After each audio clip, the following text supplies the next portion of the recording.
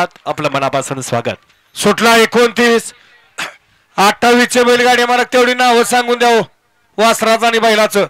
29 पळतोय आणि 6 जणांच्यात लढत चालू आहे. रणसंग्राम आहे. दूधचा कसा दुरला उडतोय. सुंदर गाड्या धावतायत.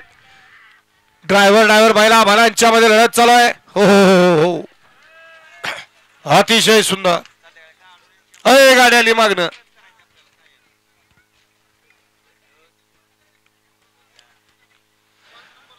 आताच द्या सुमित.